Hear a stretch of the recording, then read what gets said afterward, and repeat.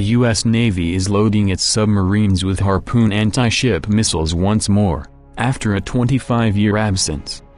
The Navy withdrew the missiles from frontline service decades ago, following the disappearance of a credible rival at sea. But now, as the Chinese Navy increasingly grows in strength, the U.S. is reintroducing the Harpoons. This variant, known as Sub-Harpoon, can deliver a quarter-ton of high explosive against the hull of an enemy ship from over 100 miles away. The Navy is paying Boeing $10 million to arm older Los Angeles-class attack submarines with new Harpoon missiles, per breaking defense.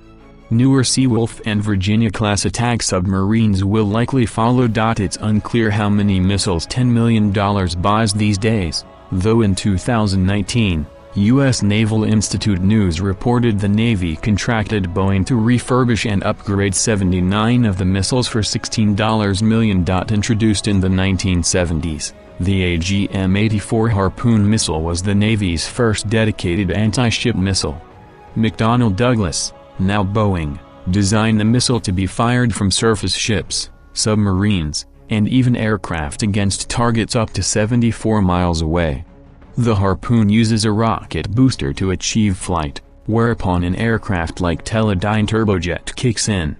The missile cruises along at Mach 0.85, below the speed of sound, hugging the wavetops to avoid being detected by enemy radar defenses. Once the missile finds its target, it has the option of executing a pop-up maneuver, climbing steeply, and then plunging deep into the bowels of the enemy ship, like a harpoon into the side of a whale. Alternately, the Harpoon simply rams into the side of the hull, penetrating it.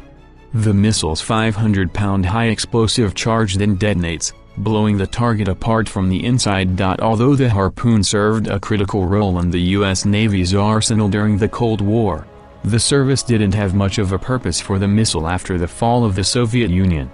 The Navy, left without an enemy fleet to sink, de-emphasized the anti-ship role and withdrew the Harpoon from submarine service.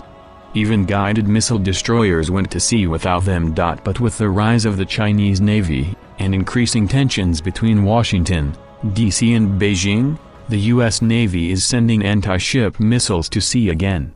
Although U.S. subs still had their potent Mk-48 ADCAP torpedoes, the submarine version of Harpoon allows the vessels to attack targets from an even greater distance. Sub-Harpoon is launched from a protective capsule from a submarine's torpedo tubes. Once the missile reaches the surface, the rocket motor kicks in and Sub-Harpoon proceeds downrange, just like any other Harpoon missile. The basic Harpoon missile is a little long in the tooth, but still sports upgrades designed to make it more accurate and useful. Newer versions of the Harpoon missile incorporate GPS for navigation and a data link for sending missiles in flight targeting updates.